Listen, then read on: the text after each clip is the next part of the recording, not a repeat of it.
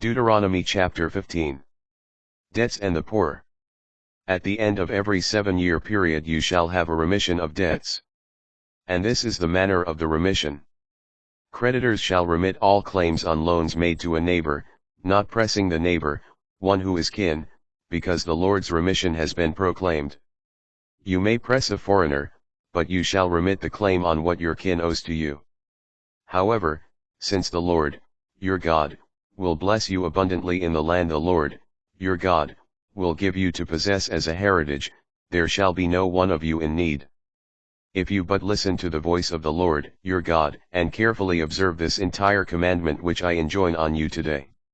Since the Lord, your God, will bless you as he promised, you will lend to many nations, and borrow from none, you will rule over many nations, and none will rule over you.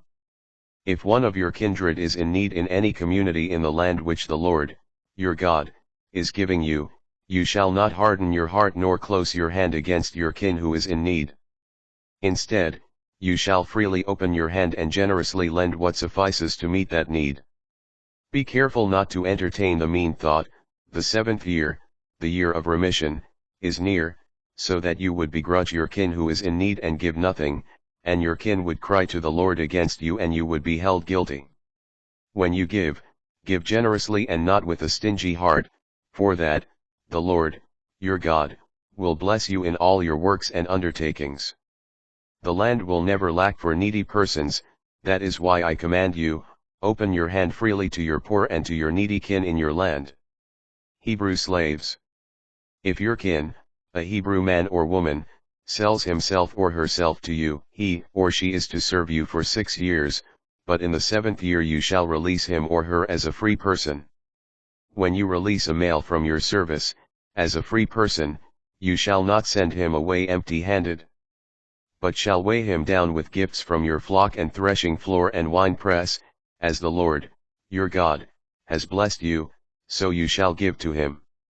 For remember that you too were slaves in the land of Egypt, and the Lord, your God, redeemed you. That is why I am giving you this command today.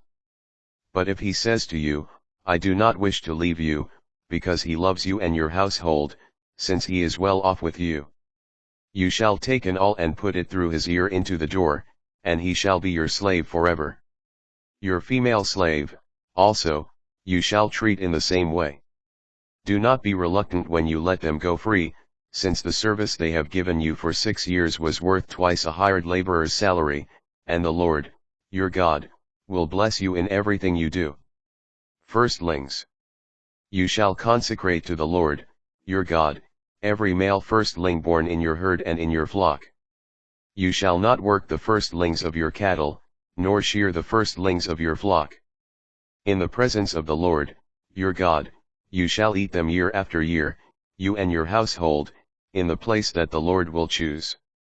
But if a firstling has any defect, lameness, or blindness, any such serious defect, you shall not sacrifice it to the Lord, your God.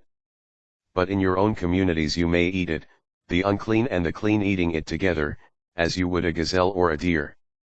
Only, you must not eat of its blood, you shall pour it out on the ground like water.